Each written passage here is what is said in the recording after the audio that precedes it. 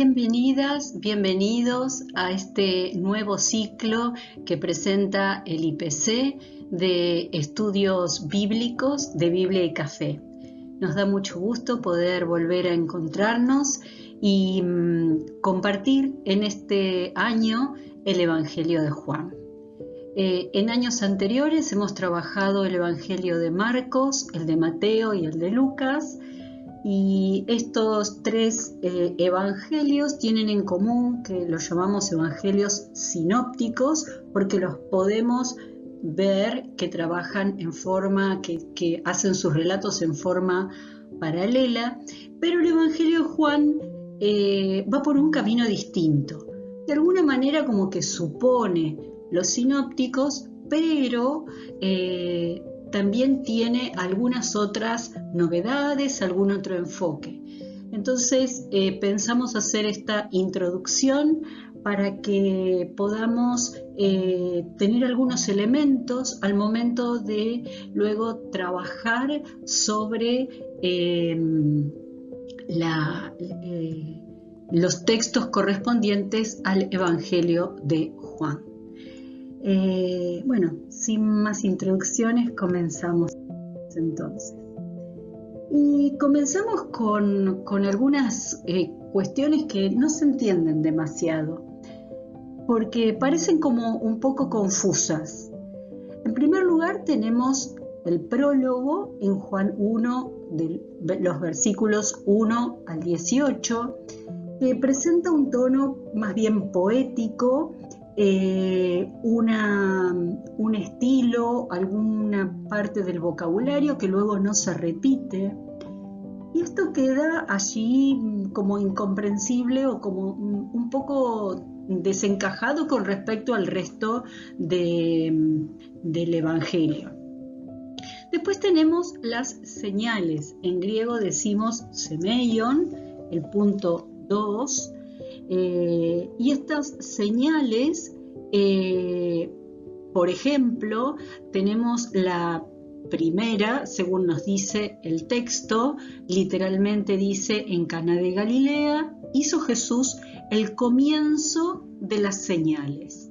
Entonces, si ustedes ven, allí en las bodas de Caná se realiza esta primera señal. Juan no habla de milagros, sino que más bien habla de señales, de estos semeion, de estos signos. Cuando vamos a 4:54, en 4:54 encontramos que nos dice que esta fue la segunda señal que realizó Jesús cuando volvió de Judea a Galilea, ¿no? Y aquí tenemos la curación del hijo del funcionario real. Entonces tenemos las bodas de Caná como primera y este segundo signo como semeion como segundo signo. Pero si nosotros miramos el capítulo 2, versículo 23, dice: mientras estuvo en Jerusalén por la fiesta de la Pascua, creyeron muchos en su nombre al ver las señales que realizaba. Es decir, pone la primera, pone la segunda, pero en el medio me dice que hizo un montón de señales. Entonces, ¿no es la segunda? Otra más de las confusiones. Continuamos. En el punto 3 vemos el tema de Judea, porque en 3:22 nos dice que después de esto fue Jesús con sus discípulos a la región de Judea. Pero en 2:13 y 23, es decir, antes de esto, en 2:13 dice: se acercaba la Pascua de los judíos y Jesús subió a Jerusalén. Ahí me está avisando que subió a Jerusalén. En 2:23, que acabamos de leer, me dice: mientras estuvo en Jerusalén. Entonces, me vuelve a poner en 3:22 que después de esto fue con sus discípulos a la región de Judea, es decir, donde está Jerusalén, la región, como que fue y vino o qué pasó, no queda del todo claro. Luego tenemos en los capítulos 5 y 6 que Jesús va como yendo y viniendo, otra vez el tema de los lugares, de Samaria a Galilea, luego a Jerusalén y de vuelta a Galilea para regresar una vez más a Jerusalén. Y si los leemos todos juntos, allí veremos que no hay transición, no está como explicado, ¿no? En el capítulo 5, Jesús participa de un debate en Jerusalén, pero en 6.1 nos dice, después de esto, Jesús se fue al otro lado del mar de Galilea. Observen, si Jesús estaba en el debate, dijimos que iba de Samaria a Galilea y después a Judea, pero este último punto es muy llamativo porque después de estar en la región de Jerusalén, dice que después se fue al otro lado del mar de Galilea, acá, se fue al otro lado del mar de Galilea. Pero si estaba en Jerusalén, ¿qué pasó? ¿No? Entonces, algunos estudiosos proponen poner el capítulo 6 antes del capítulo 5. Para agregar más confusión a la confusión, Jesús en el capítulo 11, versículos 1 y 2, si ustedes van siguiendo con sus Biblias, entonces ahí tenemos la mención de que cierto hombre llamado Lázaro de Betania, pueblo de María y de su hermana Marta, estaba enfermo. María era la que ungió al Señor con perfumes y le secó los pies con sus cabellos. Ungió, en tiempo pasado, ya lo hizo, ¿no? Pero si nosotros seguimos avanzando y vamos al capítulo 12, al capítulo siguiente, al capítulo 12, versículos 3 y siguiente, María, tomando una libra de perfume de nardo puro muy caro, ungió los pies de Jesús y los secó con sus cabellos. Entonces, la unción como que me había dicho en el capítulo 11 que ya había pasado, está ocurriendo verdaderamente en el capítulo 12. También tenemos que durante la última cena Jesús se despide de sus discípulos y avisa que no va a decir nada más. Entonces eso lo tienen ustedes en capítulo 14, versículos 30 al 31. Y allí leemos, ya no hablaré muchas cosas con vosotros, porque llega el príncipe de este mundo, nada puede él contra mí. Pero el mundo ha de saber que amo al Padre y que obro según el Padre me ha ordenado. Levantaos, vámonos de aquí. Después de esta frase tan terminante, ya no voy a hablar más, nos vamos, ¿no? Le siguen, si ustedes después lo leen tranquilos, le siguen el capítulo 15, el 16 y el 17, que son tres, o sería un mismo discurso, son 3 capítulos de discursos muy largos, ¿no? Y retoma, fíjense, en el capítulo 18 y dice, dicho esto, pasó Jesús con sus discípulos al otro lado del torrente Cedrón, donde había un huerto en el que entraron él y sus discípulos. Es decir, que si yo leo el capítulo 14, el final del capítulo 14, y después me voy directamente al 18, el relato tiene sentido.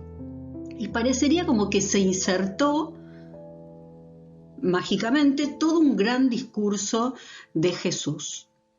En el capítulo 16 encontramos a Jesús 16:5 encontramos a Jesús diciendo que ninguno de ustedes me pregunta ¿a dónde vas? Y sí, ya se lo habían preguntado. Si nosotros nos fijamos en Pedro en 13:36, Simón Pedro dice: Señor, ¿a dónde vas? Jesús le respondió: a donde yo voy, no puedes seguirme ahora, me seguirás más tarde. O sea, un capítulo antes, Pedro lo pregunta y Jesús le responde. Y en 14:5, Tomás le dice: Señor, no sabemos a dónde vas, ¿cómo podemos saber el camino? Y ahí Jesús le dice: yo soy el camino, la verdad, etc. Entonces fíjense, es como confuso, ¿no? Y después tenemos el capítulo 21, que termina siendo como un agregado, porque en el final del capítulo 20 podemos leer: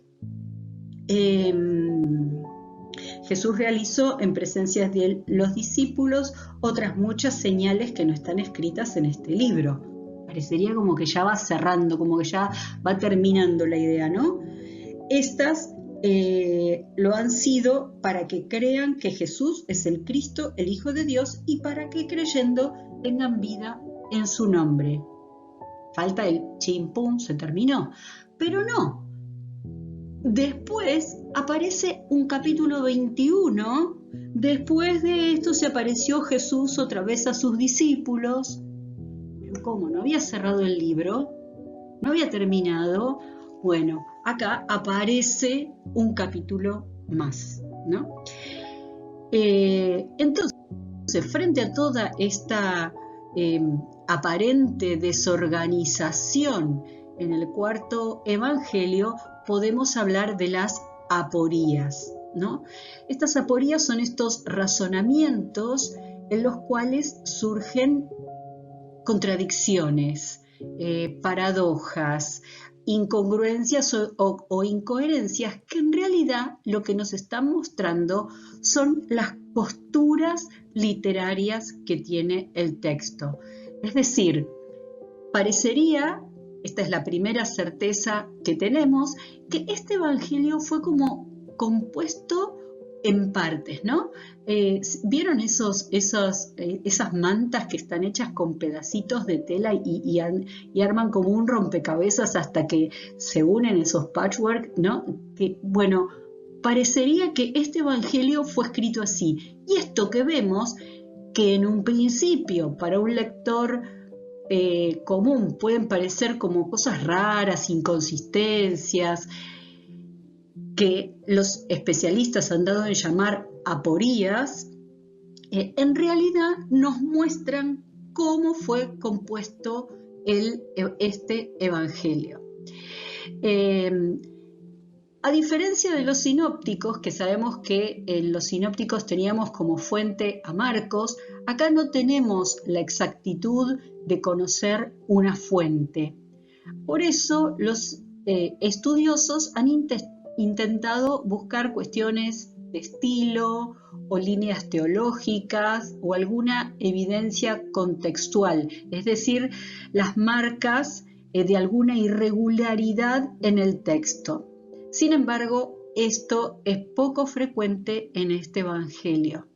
Con todo, las muestras más claras la constituyen estas aporías que acabamos de ver. ¿Qué pasa entre qué diferencias, qué puntos en común o qué diferencias, que son unas cuantas, encontramos entre el Evangelio de Juan y los sinópticos? En primer lugar, no hay relato de nacimiento. Ustedes me dirán, bueno, pero en el Evangelio de Marcos tampoco hay relato de nacimiento. Es verdad, pero acá lo que sí tenemos es un prólogo teológico. Este prólogo teológico donde se afirma la divinidad de Jesús, ¿no? También hay algunos problemas de discordancia en la cronología, ¿no? En los sinópticos ¿se acuerdan que teníamos como toda una primera parte de Jesús en Galilea y después cuando va a Jerusalén es para la pasión y muerte, ¿no? El Evangelio de Juan funciona de una manera distinta. Jesús va y viene varias veces a Jerusalén, en la región de Judea, para las distintas festividades, fundamentalmente para la Pascua. Entonces, allí no coinciden las cronologías, ¿no? En Juan, Jesús permanece mucho tiempo en Jerusalén, como decíamos, porque Jesús va para la Pascua y las veces que sube las tienen ustedes allí en capítulos 2, 5, 7, 10 y 12. Y la cena de despedida ocurre un día antes de la Pascua, lo encuentran en Juan 13, 1 y siguientes. Para Juan, Jesús es crucificado el jueves y no el viernes como para los sinópticos. No hay relato de la última cena, pero sí, o sea, lo del pan y el vino, pero sí está el relato del lavatorio de los pies. Además, el Evangelio de Juan tiene un lenguaje más abstracto, metafórico, lleno de simbolismos, donde faltan las parábolas y solo hay algunas metáforas. El estilo es muy solemne, más bien poético por partes, muy elevado quiero decir así como con mucha seriedad y solemnidad son tratados los temas, ¿no? Así que estas serían algunas de las cuestiones. Entonces, ¿cómo se compuso el texto que tenemos hoy, que es un texto canónico que aparece en nuestras Biblias y que es el resultado de un largo proceso que no tenemos certeza de que sea así, pero bueno, acá tenemos alguna posibilidad? Estas son solo conjeturas que han hecho personas que se dedican al estudio específico de los evangelios y particularmente el de Juan. Entonces, una posibilidad, y lo recalco, es solo una posibilidad, es esto que les voy a presentar ahora como un largo proceso de 5 partes, 5 etapas, como quieran llamarlas. Parecía que entre los primeros cristianos circulaban algún tipo de enseñanzas de Jesús que Juan recopiló. Luego se formó una comunidad, probablemente con seguidores de Juan Bautista, y eso se ve muy claramente en los capítulos 1 a 4, pero esta comunidad vivía en tensión con los judíos. Cuando en el Evangelio de Juan leemos los judíos, nos estamos refiriendo a las autoridades judías, a las autoridades que tienen ritos vacíos. Entonces, por un lado, explica la tensión con las autoridades judías y por el otro, la utilización de materiales culturales y teológicos de los judíos. Entonces, para discutir con los judíos, utiliza material de los judíos. Y a medida que la comunidad crecía y se consolidaba, en el tercer punto, y consolidaba su identidad, se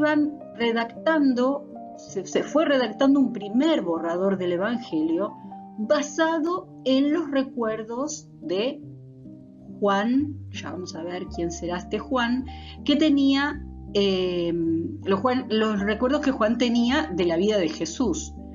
Esto es considerado como un pre-evangelio, ¿no? Que comenzaba con la historia de Juan el Bautista, que ustedes encuentran en el capítulo 1, versículo 19 y siguientes, y termina en 20:31, capítulo 20, versículo 31, lo que acabamos de leer. Entonces, a eso se le agrega el prólogo teológico 1:1:18 y todo el capítulo 21. Pero con el correr del tiempo, la comunidad se ve envuelta en una serie de luchas internas, ¿no? Y allí aparentemente es donde Juan, o este autor, compone las 3 cartas y al mismo tiempo el prólogo del Evangelio. Y tras la muerte de Juan, sus discípulos recopilaron reverentemente, nos dice Burge, sus últimos relatos de la resurrección, que es lo que vemos en el capítulo 21, que dijimos que parecía como un agregado, algo que no se entendía muy bien porque parecía que el libro había terminado.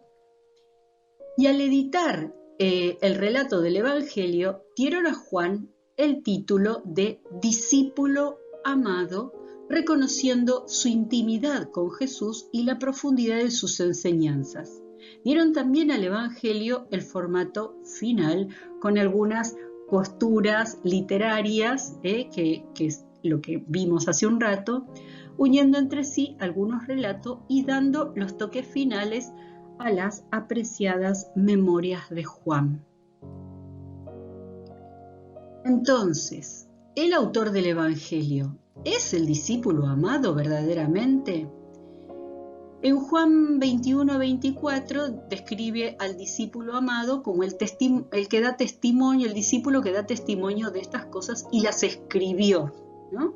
Si ustedes miran 21-24, este es el discípulo que da testimonio de esto y que lo ha escrito, y nosotros sabemos que es válido su testimonio. Pero ¿quién es este nosotros? Acá no queda del todo claro, ¿no? Entonces, ¿quién es este discípulo amado? Y hay múltiples interpretaciones entre los exegetas y las exegetas. Algunos piensan en un personaje literario idealizado, algo así como el cristiano ideal. Otros piensan en Lázaro, de quien se dice que era amado por Jesús. Eso lo ven ustedes allí en el capítulo 11, versículos 3 y 36.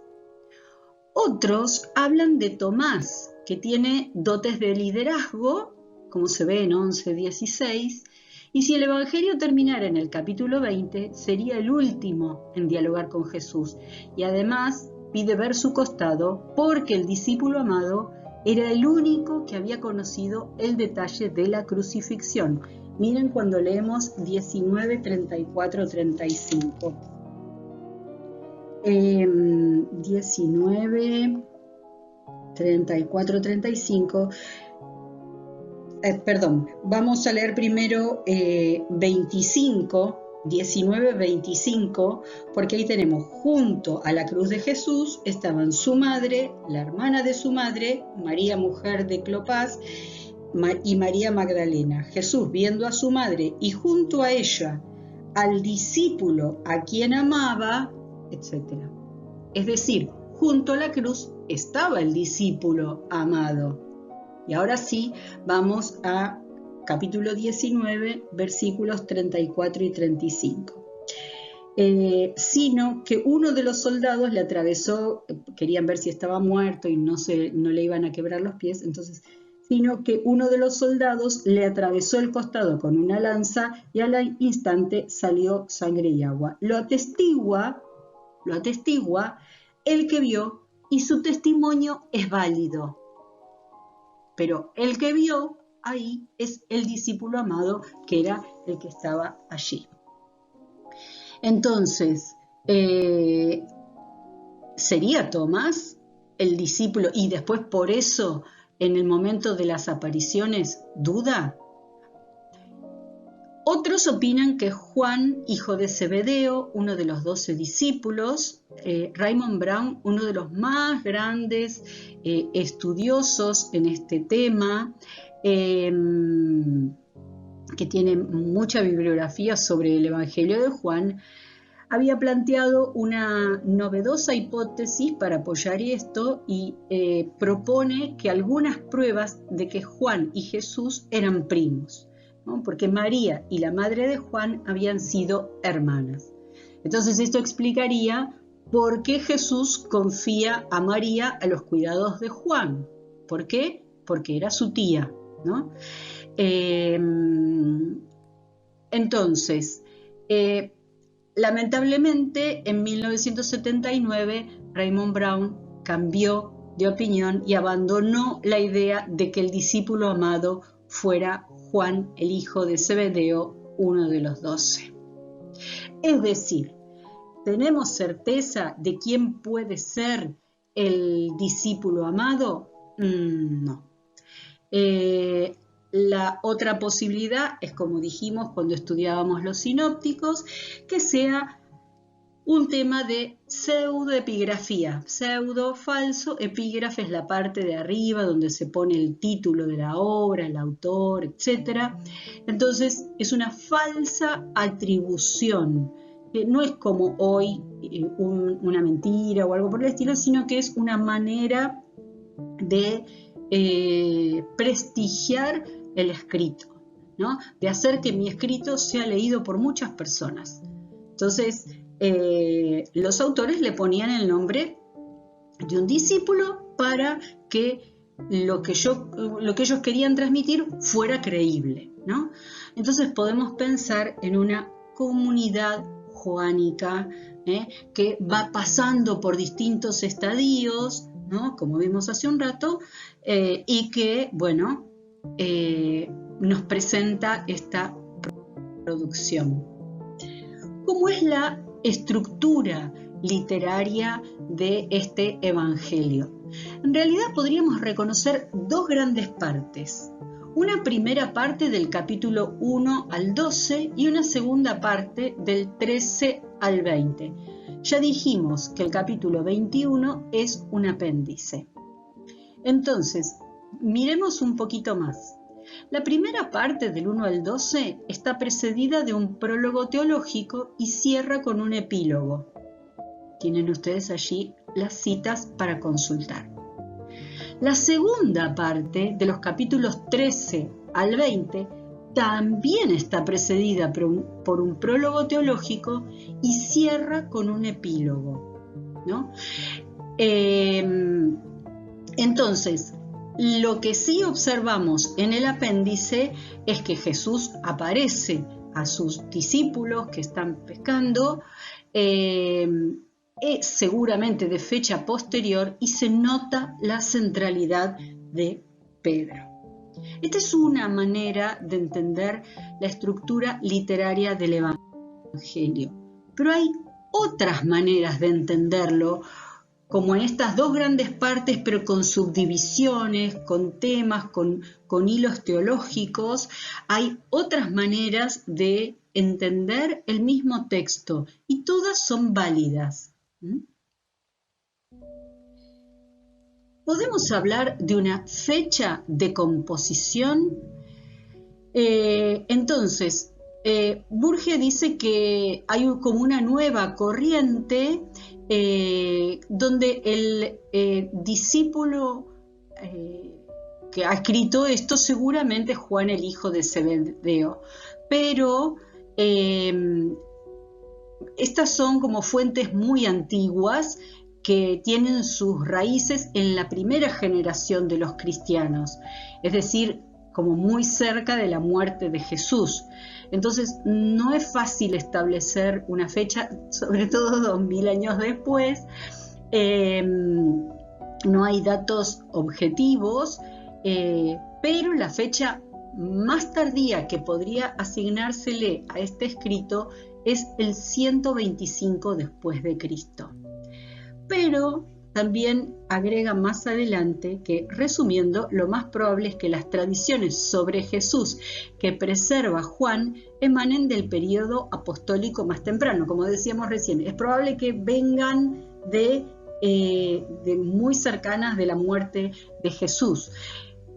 Entonces podríamos hablar de algunas partes del Evangelio que podrían venir del año 60 o 65 después de Cristo. Pero es probable que la última edición del Evangelio se publicara más tarde. Como decimos, estas costuras, estos agregados y demás han hecho que la redacción final sea más tardía. Por eso, lo más seguro y lo que en general sostenemos es alrededor del año 100. ¿Y en qué lugar? Y el lugar que podemos pensar es en Éfeso, en Asia Menor. Otros biblistas han hecho otras propuestas, pero si seguimos a Burge podemos decir, y él justifica, que ha sido en Éfeso. ¿Qué influencias encontramos en el Evangelio de Juan? Por un lado, ya mencionamos la controversia que había con los judíos, entonces hay influencias del judaísmo, dijimos que había influencias de la teología judía, pero pasada por la mirada de Jesús. No es que está reproducida tal cual, sino que por supuesto ha pasado por la experiencia de estos primeros cristianos y cristianas que han tenido la experiencia de Jesús. Por otra parte, hay elementos de la filosofía griega porque estas comunidades o esta comunidad estaba en medio de una cultura helenizada con influencia de la filosofía griega, de Platón, Aristóteles, los estoicos, etc. Y finalmente, y esto es importante que lo recordemos, hay influencia del gnosticismo, que esto lo vamos a ver seguramente cuando analicemos algunos textos, esta influencia, este rasgo que aparece. ¿Y qué es el gnosticismo? Algunos dicen que es una filosofía, otros dicen que es como una especie de religión, etc. Lo que sí sabemos es que estos grupos creían en que la salvación estaba en la gnosis. Gnosis es una palabra de origen griego que quiere decir conocimiento. Entonces, era para grupos muy cerrados, y acá vemos el carácter sectario, y vemos que esto no va muy bien con lo que Jesús enseña.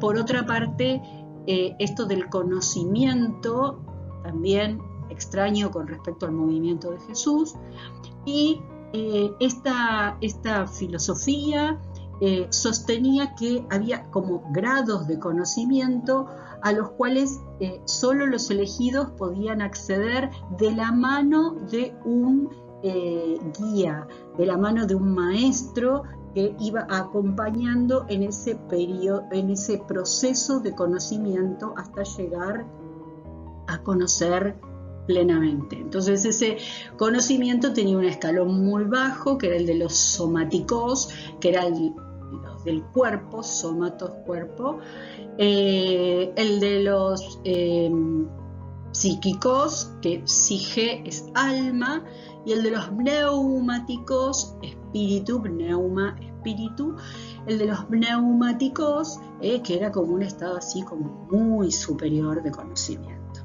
Entonces, todo esto aparece en el Evangelio de Juan, vamos a ir tratando de verlo y trabajarlo a lo largo del año. ¿Cuáles son los temas centrales, los núcleos que atraviesan este Evangelio, los intereses fundamentales que encontramos acá? Acá lo que vemos es algo que luego ha sostenido nuestro dogma trinitario, que es esto de Jesús como verdadero Dios y verdadero hombre. Es divino encarnado y también es plenamente hombre. A partir de aquí surgen una serie de herejías que, bueno, después la Iglesia se encargó de separar, pero bueno, la discusión para derribar estas herejías fundamentalmente se basaban en el Evangelio de Juan. Otro tema es la afirmación de la divinidad de Cristo y su íntima unión con el Padre, la distinción entre ellos y demás. Esto es lo que llamamos una cristología alta, ¿no? Porque en los sinópticos nosotros hablamos de lo que se llama una cristología baja, es decir, un Jesús encarnado que me lo muestra muy terreno hasta que resucita.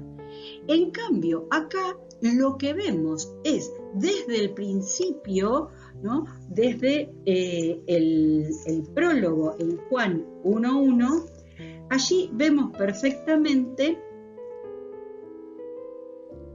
Fíjense, en el principio era la palabra, y la palabra existía, y la palabra estaba con Dios. O sea, desde siempre, desde los orígenes, desde el Génesis, ya me lleva, el solamente escuchar esta palabra ya me lleva al Génesis, y ahí me dice que la palabra, que Jesús es la palabra, el verbo, es la acción de Dios, la manera concreta en que Dios se encarna, se hace visible en la historia, ya estaba desde aquel origen, ¿no? Entonces, ella estaba en el principio con Dios, todo se hizo por ella, y sin ella no se hizo nada de cuanto existe. Bueno, y ustedes continúan. Entonces, allí ven claramente esto de la cristología alta. La cristología es cómo cada evangelio entiende a Jesús. Lo entiende como muy divino y después me lo va como humanizando Juan, o me lo presenta como muy humano, como que nace de una mujer, que tiene un papá y una mamá, etc. Y va avanzando en divinidad. El mensaje está contado de una manera distinta. Otro de los ejes o de los temas centrales son los ego eimi, podrán leer en algún comentario bíblico, o los yo soy. Ego eimi es en griego y quiere decir yo soy. Otro de los ejes es el de creer en Jesús como Hijo de Dios que revela al Padre. Otro tema que aparece mucho es la oposición con el mundo y los judíos. Repetimos nuevamente que los judíos son las autoridades judías que alejan al pueblo de la fe, de la verdadera unión con Dios. La oposición arriba-abajo, luz y tinieblas, o sea, hay una serie de oposiciones que son muy típicas de este evangelio. El tema de la hora y el tema del Espíritu Santo como el Paráclito.